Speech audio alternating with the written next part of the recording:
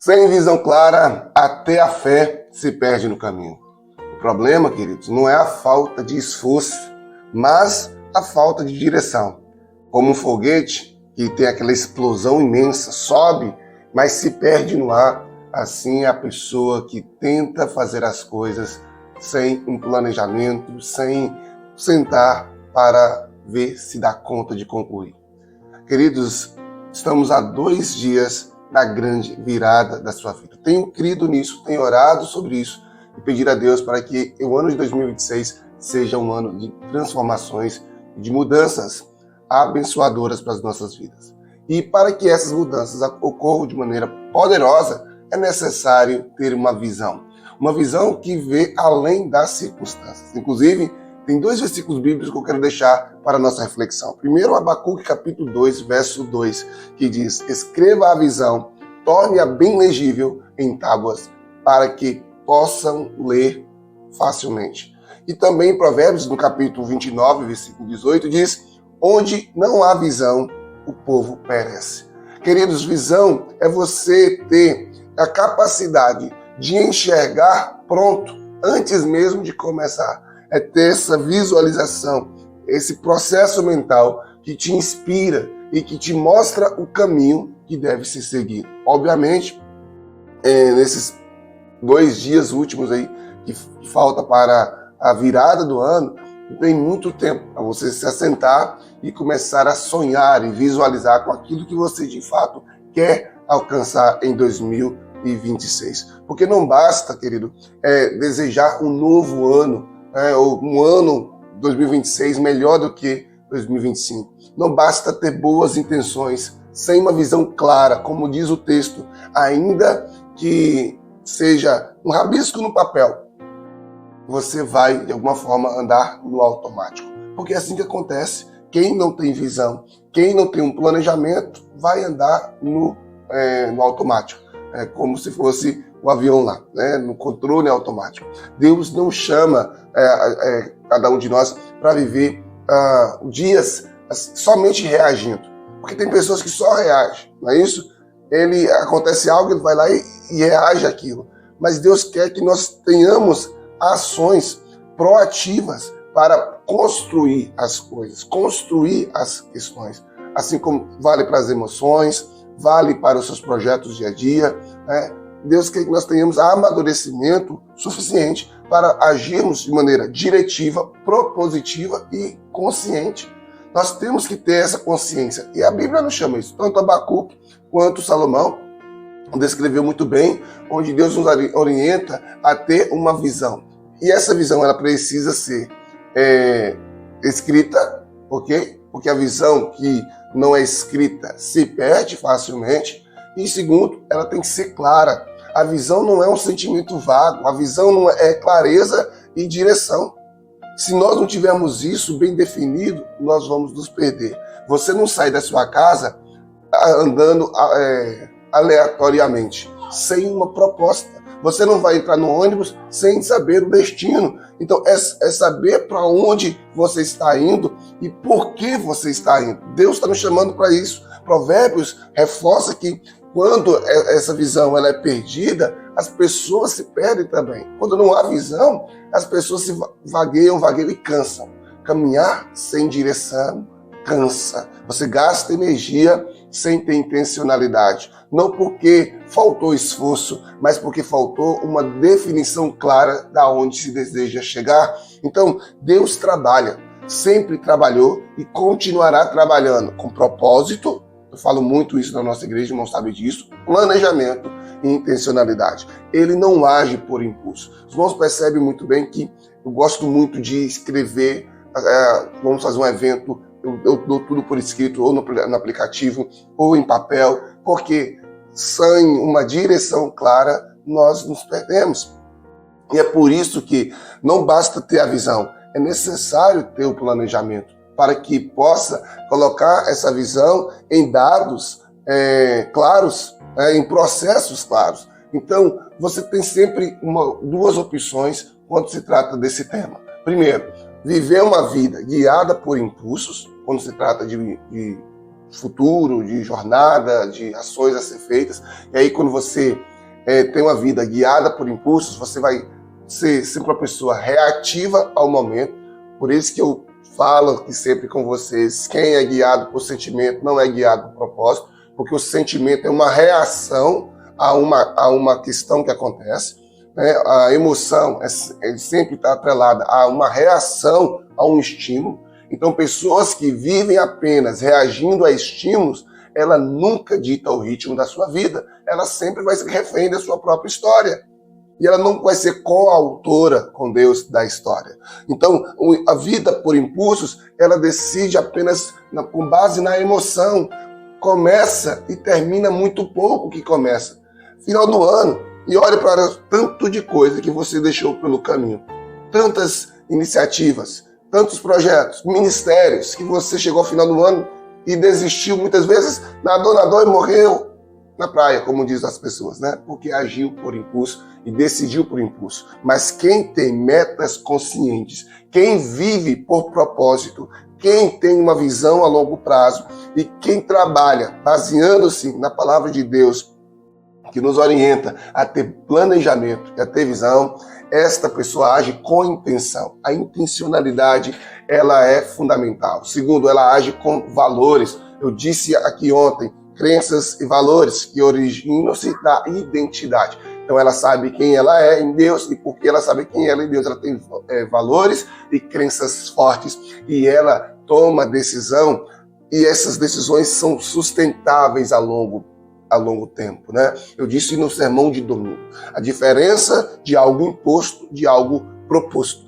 Uma diferença de uma transformação externa para uma transformação interna. Então, quando não há metas, preste bem atenção, o cérebro nosso, ele vai buscar sempre o prazer. Sempre o prazer. Então, é o prazer de passar horas no celular, é o prazer de assistir séries, e um capítulo atrás do outro, desenfreadamente, você pensa, nossa, eu perdi tanto, passei um dia assistindo série. É o prazer de poder ficar jogando game, e aí você vai perceber que o dia foi embora, hora foi embora, e você se sentindo improdutiva. Meu Deus, o que eu fiz no meu dia hoje? Por quê? Você não planejou seu dia. E entenda, um ano composto de 366 dias, e você precisa entender que para que um ano se feche, se conclua, você teve que viver cada um desses dias. Então tenha metas para o seu dia, tenha metas para a sua semana, tenha metas para o seu mês, para o seu trimestre, para o seu semestre, para o seu ano. E chegou o momento, querido, de você começar a rever isso. Porque quem não se planeja, ele vai ser sempre impulsivo, prazer imediato. Mas quando você tem uma visão definida, quando você se planeja, o que acontece? O próprio cérebro vai te ajudar a adiar a recompensa. O que é isso, pastor? Vou explicar. Adiar a recompensa é o seguinte, é você saber que algo é prazeroso, é gostoso, mas eu posso fazer isso mais tarde, porque agora eu tenho algo importante a fazer. Eu tenho um projeto importante a fazer, eu tenho um trabalho, um serviço, eu tenho algo que, de fato, vai agregar valor para mim a longo prazo. Tem pessoas que até hoje não começaram a empreender, não começaram a estudar, não começaram a fazer um novo curso, não estão se preparando para a vida, ou não está ganhando mais financeiramente, ou não está no nível maior de espiritualidade, não está com relacionamento maior. Por quê? Porque procura prazer imediato. E prazer imediato é um sinônimo de falta de visão e planejamento a longo prazo. Então Deus te chama agora para fazer escolhas que você possa sustentar a longo prazo, escolhas saudáveis, e isso precisa ter visão e planejamento. Quando você tem uma visão clara, você vai reduzir a ansiedade, o estresse e vai aumentar o seu foco. E uma vez seu foco aumentado naquilo que você deseja fazer, vai crescer. Porque uma frase simples aí que você com certeza já deve ter ouvido. Aquilo que você foca, cresce. Mas o foco é resultado de intencionalidade. Por isso, querido, que nós não podemos pensar de forma equivocada que o planejamento não é necessário. Pelo contrário, ele é fundamental. É interessante quando eu vejo Deus falando na Trindade, né? Façamos o homem, né? A nossa imagem conforme a nossa semelhança. Deus ali com a Trindade, ele está planejando algo. Quando ele vai descer né, para confundir a torre lá de Babel, na construção da torre de Babel, para confundir as línguas, ele disse, desçamos e confundamos. E existe ali um planejamento, existe ali uma intencionalidade. Deus sempre foi um Deus de planejamento, um Deus de visão e um Deus de ação. Eu quero que você entenda isso e se inspire em Deus. Deus planejou, Deus visualizou antes de acontecer, Deus planejou e Deus agiu.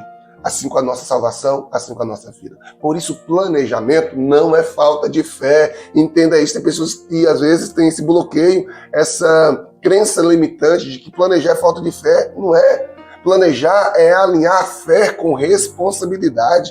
Metas alinhadas, meu irmão, não são uma lista irreal. Pelo contrário, quando você toma decisão coerente com o propósito que Deus colocou na sua vida, você está fazendo, você está em obediência à vontade soberana de Deus. Eu já tenho dito muitas vezes aqui na nossa congregação, Deus nos fez com um propósito, com um objetivo muito claro. Você não está aqui simplesmente para poder ocupar espaço no universo. Tem algo de Deus para sua vida, então alinhe suas metas com esse propósito.